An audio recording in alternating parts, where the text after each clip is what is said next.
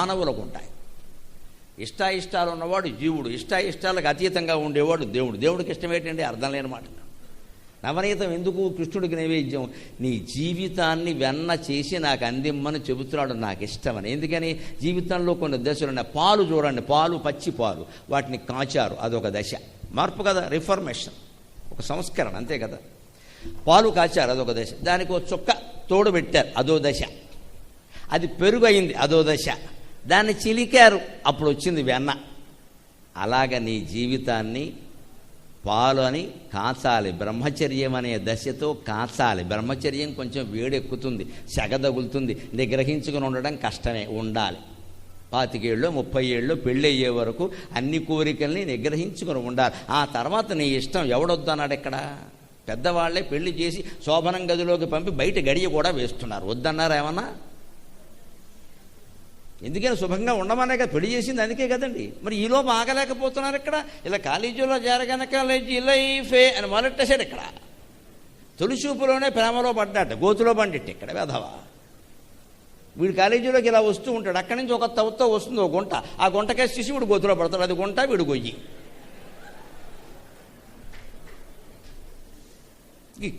ఇంకా BTech first ఇయర్లోనే నువ్వు గోతులో పడితే ఇంకా 4 ఏళ్ళు ఉంది కదా, ఏమవుతావు? ఇక్కడ సముద్రంలో పడతాడు పోయి. ఇక్కడ దాని మీద సినిమా, దాని మీద సినిమా.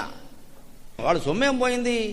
శుభ్రంగా మన దగ్గర లాగుతున్నారు. 100 కోట్లు లాగడం కాదు, 300 రూపాయలు మొక్కజొన్న డబ్బాతో సహా లాగుతున్నారు అక్కడ సినిమాల్లో పెట్టి. హైదరాబాద్లో పెద్ద డబ్బా ఉంటుంది, పేలాలు, అది 300. మొన్న ఏదో సినిమా కడితే ఇంత డబ్బా తెచ్చాడు మా అబ్బాయి, తినరా అంటే ఏదో తింటాం కాలక్షేపం. ఇది ఎంత అంటే 300. ఎందుకంటే చిన్న డబ్బా తేకపోయావా అని. చిన్న డబ్బా 280 నాన్నగారు అన్నాడు. పెద్ద తేడా లేదు. 20 రూపాయల, ఇంక 20 రూపాయలకి చిన్న డబ్బా ఎందుకు, పెద్ద డబ్బా వేసాలి. అలా ఉన్నాయండి. పెద్ద డబ్బా 300, చిన్న డబ్బా 2. ఇంక పెద్ద చిన్న ఏముంది? కనీసం 150 ఉండాలి. ఏదండి అంత వ్యాపారం జరుగుతుందమ్మా. ఇది దండగా, అది దండగా, చూడక తప్పదు, ఇంక కాలక్షేపం ఏం లేదు.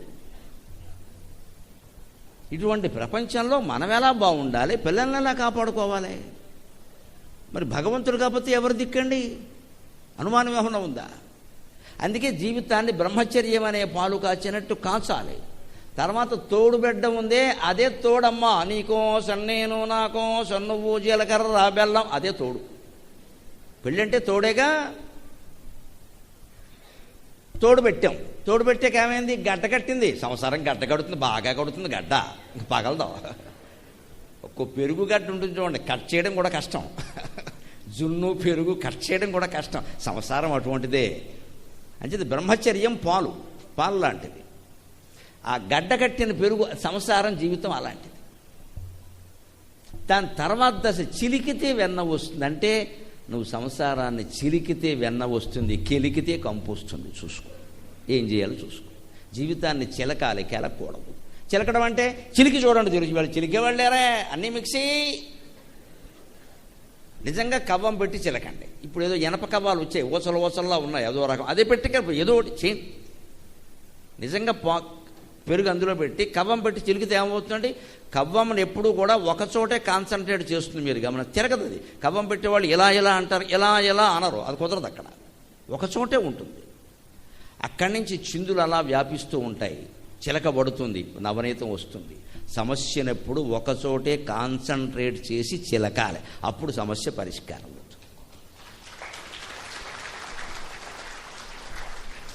చాలా సంతోషం. లోతైన తాత్విక వాక్యాలు చెబితే అర్థం చేసుకుని స్పందించే స్థాయిలో మనుషులు ఉన్నారు. నాకు ఆనందంగా ఉంది, నాకు ఆనందం. మరిన్ని చదివి, మరిన్ని పరిశోధన చేసి, మరింత తాత్విక స్థాయి ప్రేక్షకుల్లో పెంచడం కోసమే భగవంతుడు నాకు ఆయుర్దాయం ఇచ్చాడు. అనుమానం లేదు. హాయిగా చేస్తాను. ఆ స్పందన ఉండాలి. సమస్య పరిష్కరించండి, అంత కష్టమే. మూలంలోకి వెళ్ళండి. అక్కడే కొడుకుతో సమస్య, కొడుకుతోనే మాట్లాడండి. అమ్మా కోడలతో మాట్లాడద్దు, తోసేది వెంటనే ఆ అమ్మాయి వచ్చాకే ఇలా. లేదమ్మా వీడు ముందు నుంచి అంతే, నీ కొడుకు కాబట్టి నువ్వు అంగీకరించట్లా. సమస్య అది. వీడు ముందు నుంచి అంతే, వాడికి తాగుడు ముందు నుంచి ఉంది, అమ్మాయి వచ్చాక రాలేదు.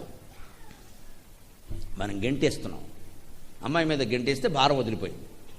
వీలైతే విజయపురాల మీద కూడా గెంటేస్తారు, ఎక్కడో ఉంది ఆవిడ. ఎందుకంటే మన కౌంటర్ పార్ట్ ఈ బుద్ధే మార్చుకోవాలి. మన వాళ్ళ లోపాన్ని వాళ్ళ మీద కలిగంటేస్తామండి. పెళ్లి కాకముందు ఉండేది మనకు తెలుసు, మనం ఒప్పుకోం, ఎందుకంటే మన బిడ్డ. ముగ్గురు మైనర్లు కలిసి 15 ఏళ్ల లోపు వాళ్ళు 9 ఏళ్ల అమ్మాయిని రేప్ చేసి చంపేస్తే తల్లిదండ్రులు తీసుకెళ్ళి ఆ శవాన్ని కాలువలో పారేశారమ్మా. తల్లిదండ్రులు ఉన్నారా, రాక్షసులు ఉన్నారా? వాళ్ళ పిల్లల్ని వాళ్ళు నరికేయద్దు, కనీసం తీసుకెళ్ళి పోలీస్ స్టేషన్లో అప్పగించద్దు.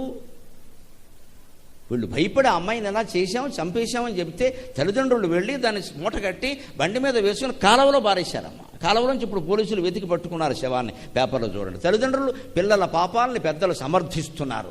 ఒకటే కారణం యోగ వాసిష్ఠంలో చెబుతాడు. రామచంద్ర అంటాడు వశిష్ఠుడు, సృష్టి ప్రారంభం నుంచి నేటి వరకు జరిగిన నేరాలన్నీ ఓ పట్టిక రాయవయ్యా. నేరం పేరు రాయి, దాని స్వభావం రాయి, దానికి పడే శిక్ష కూడా రాయి, కానీ కారణం ఏమిటో రాయి. నువ్వు చూస్తే 199 కారణాలు ఒక్కటేనయ్యా. ఏ దురంతా సమారబ్ధాగా త్రిషు లోకేషు ఖేదకాః పుత్రస్నేహేన సంతోపి కుర్వతే తాన సంశయం. 32,000 శ్లోకాల యోగ వాసిష్టంలో రామాయణ కాలంలో చెప్పాడనమాట. రామచంద్ర, లోకంలో జరిగే నేరాలన్నీ ఓ పట్టిక రాయవయ్యా. నేరం పేరు, ఎవరు చేశారు, తప్పించుకున్న, అవన్నీ పక్కనట్టే కారణాలు చూడు, ఎందుకు చేశారు.